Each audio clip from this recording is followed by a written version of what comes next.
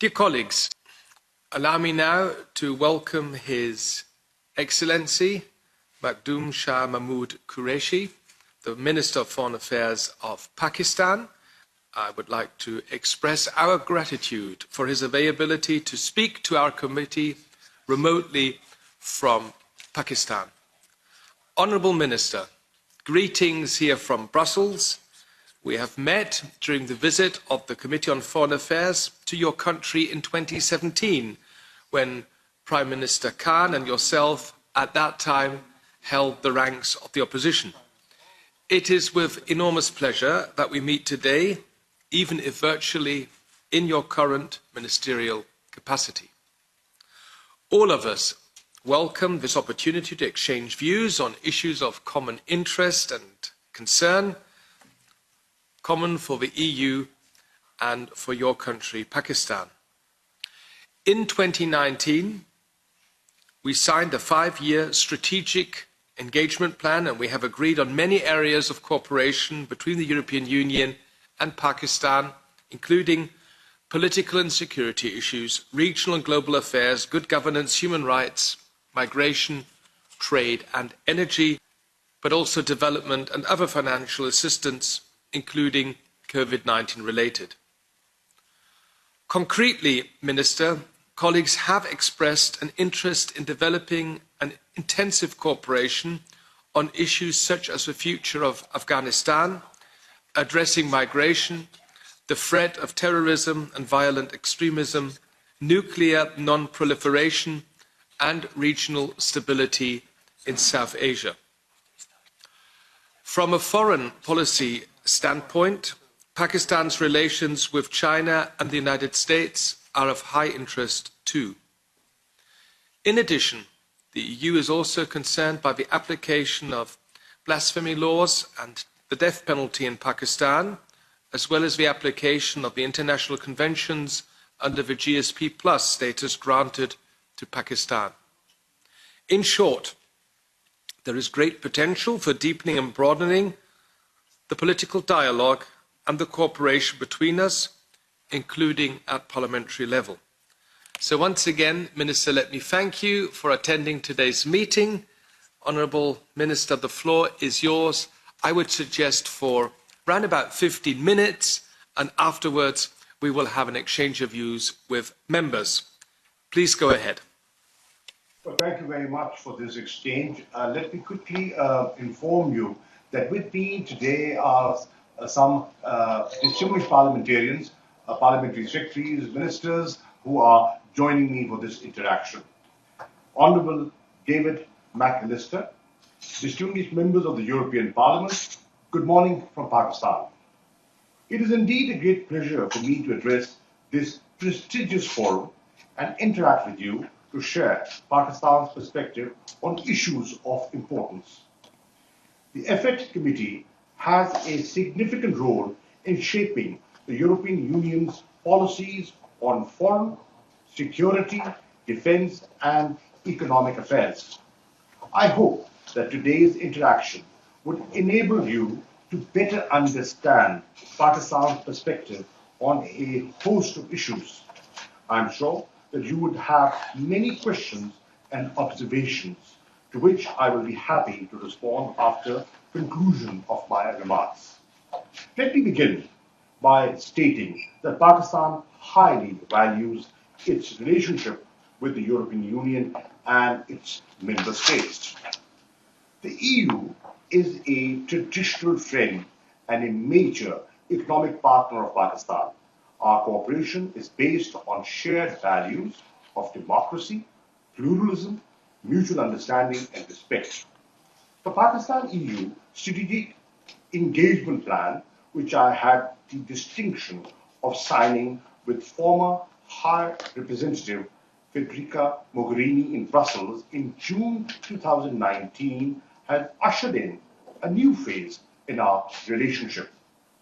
It provides a solid foundation and framework for cooperation in multiple domains, including political and defense, trade and investment, promotion of democracy, rule of law, good governance and human rights, migration and mobility, sustainable development, education and culture, and science and technology. We are satisfied that our relationship is moving steadily in a positive direction in all spheres of cooperation. We are keen to further deepen our partnership with the EU. I had a fruitful exchange of views with High Representative Joseph Borrell during the last session on Pakistan-EU strategic dialogue last November, where we discussed the entire spectrum of our relations. We continue to remain engaged to further expand our multi-dimensional partnership.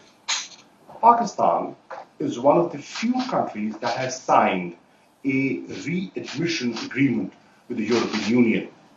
Illegal migration is a concern being mutually addressed, and the agreement is being implemented. The SEP vividly mentions that two sides would engage in a migration and mobility dialogue to kickstart the process of legal migration, which is important to address the issue of illegal migration. It is our earnest desire to strengthen inter-parliamentary linkages. I hope that these ties would contribute to further deepening of Pakistan-EU friendship. Distinguished colleagues, we appreciate the European Union's efforts and contributions to fight the COVID-19 pandemic. We are also grateful for the assistance the European Union has provided to support Pakistan in tackling this pandemic. It is extremely important that we continue our cooperation on this vital issue, and we all will be safe when everyone is safe. Distinguished colleagues, trade is an important aspect of Pakistan-EU multifaceted relationship. While GSP Plus has supported our exports, we have introduced reforms to attract foreign direct investments to maximally utilize this facility. Pakistan offers an open and deregulated market with 100% equity ownership and repatriation of capital and dividends. Our IT sector is brimming with talent. Over the last 5 years, IT exports have increased by 151%. The EU can benefit from Pakistan's human resource in the IT sector to realize its goal of digitization. We have recently established the Special Technological Zone Authority with relaxed regulations and incentives that will create massive investment opportunities for domestic and foreign investors. Investments from the EU member states in Pakistan's export promotion zones could create a win-win proposition. Continued cooperation in this arena would facilitate further nurturing economic and trade ties between Pakistan and the EU member states.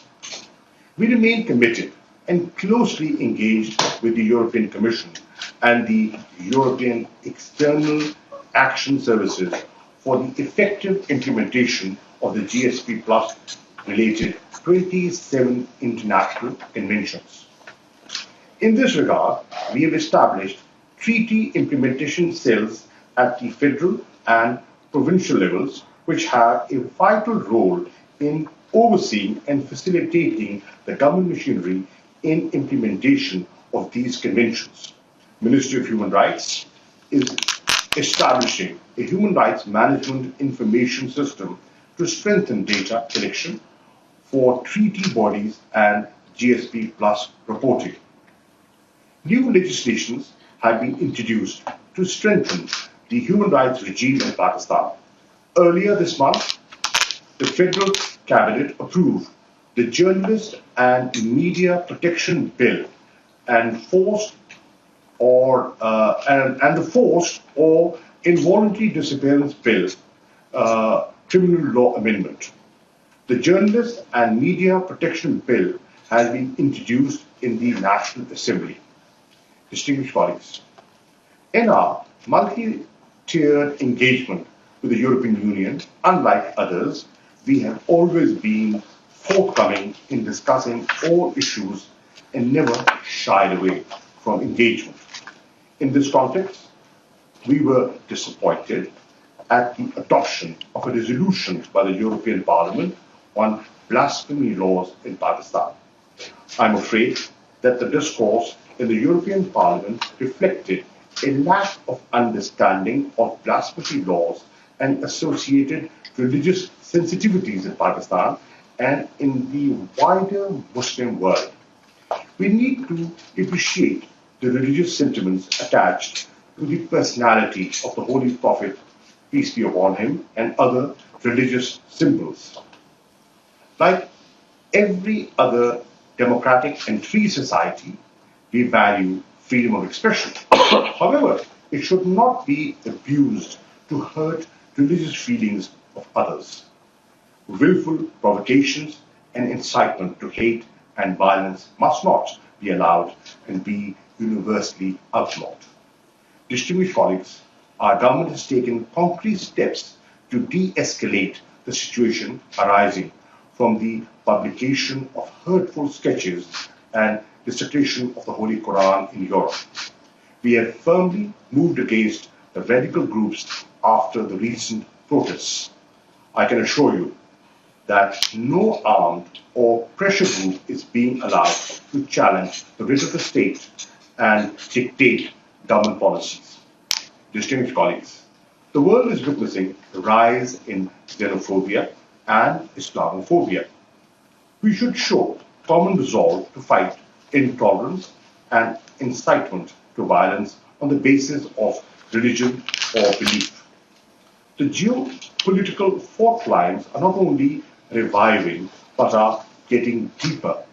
Strategic stability is threatened in almost all regions. Mutual trust and respect among states is eroding. Existing conflicts are getting complex and new disputes are emerging. Threats from terrorism are ever evolving, and challenges emanating from hybrid and cyber threats are reshaping the security paradigm across the world. Disinformation and fake news is being spread as tools of statecraft. Distinguished colleagues, Pakistan believes in the policy of restraint and peaceful coexistence. Hence, our regional perspective is guided by the principles of the father of the nation, Quaid-e-Azam Muhammad Ali Jinnah, who said, "Our foreign policy is one of friendliness and goodwill towards all the nations of the world." Pakistan is well poised to assume an even greater role as a responsible and responsive member in the Committee of Nations. We want to anchor our international engagement in economic cooperation and the inextricable link between peace and development. Our focus is shifting from geopolitics to geoeconomics.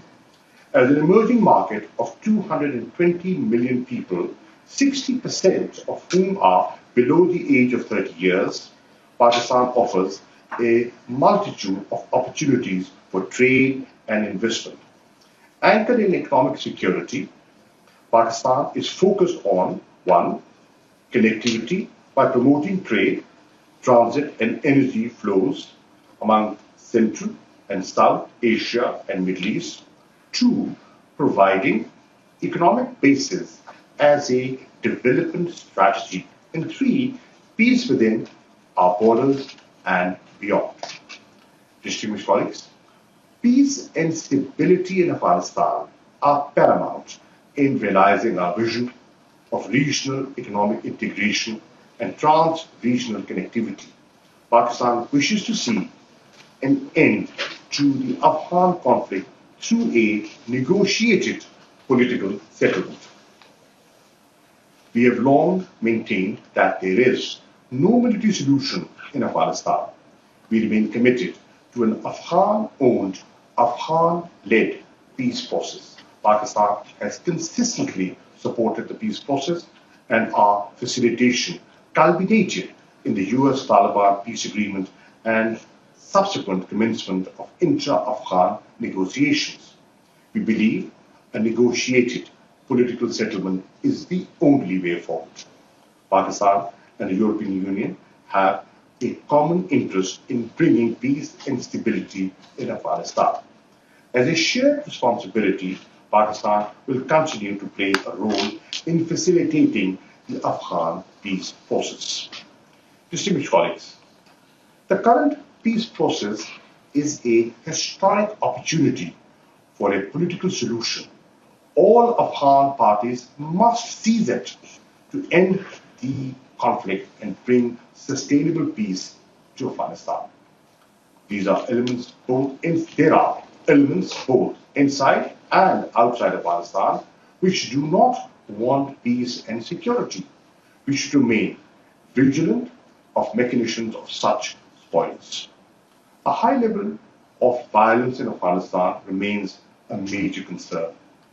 All parties to the conflict, including the Taliban, must agree on reduction in violence, leading to a comprehensive ceasefire. Continued violence following withdrawal of the US and NATO forces could potentially lead to rise in drug production and exodus of Afghans from their country. Pakistan stands as a gatekeeper in stemming the flow of illegal migrants and narcotics from Afghanistan. We've been hosting millions of Afghan refugees for over 4 decades now, the longest protracted refugee population of modern times. We look forward to an early, dignified and sustained return of Afghan refugees to their homeland through a well-resourced and time-bound roadmap supported by the international community.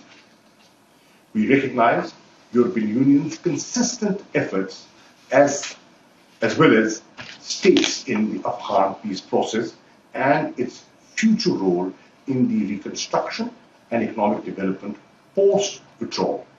Pakistan-EU cooperation would be important in preserving the political, economic and social gains of past 2 decades as well as rehabilitation of the Afghan refugees.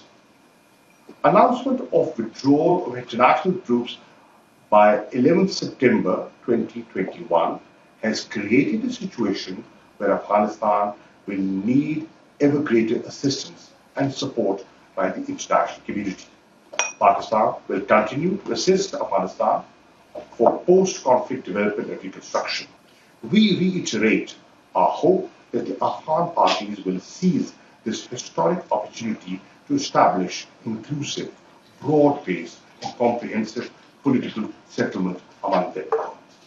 Distinguished colleagues, Pakistan remains firmly committed to improving relations with all its neighbors, including India.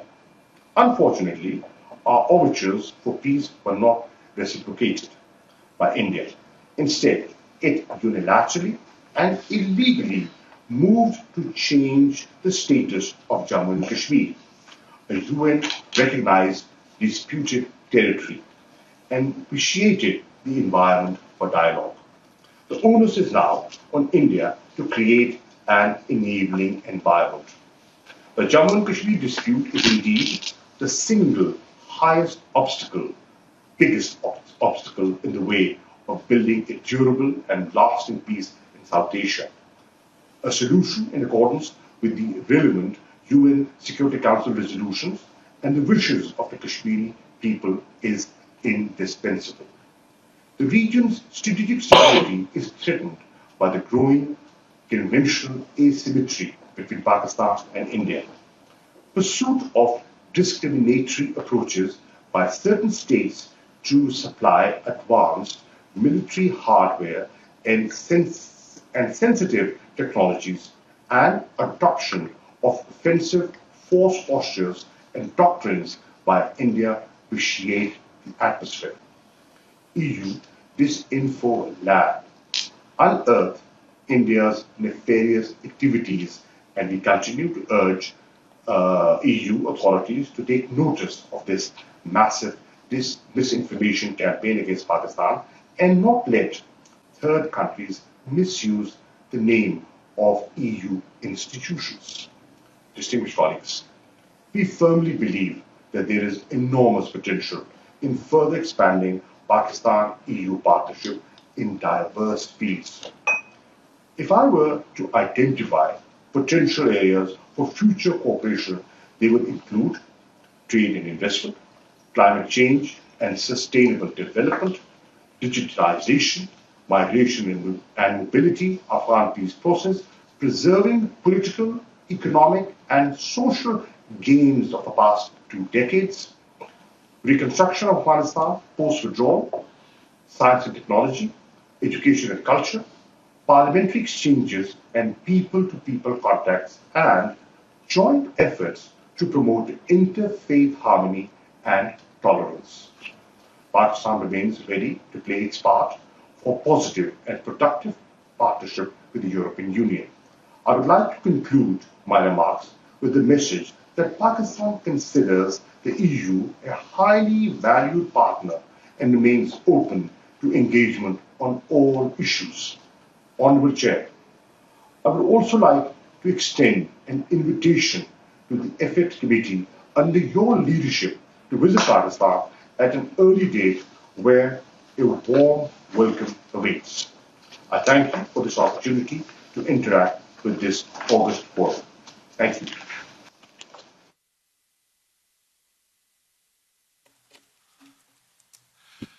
Your Excellency, dear Minister, thank you so much for your introductory remarks, and thank you especially for the kind invitation at the end of your remarks, and this is very much appreciated, and we will consider your invitation. Thank you so much.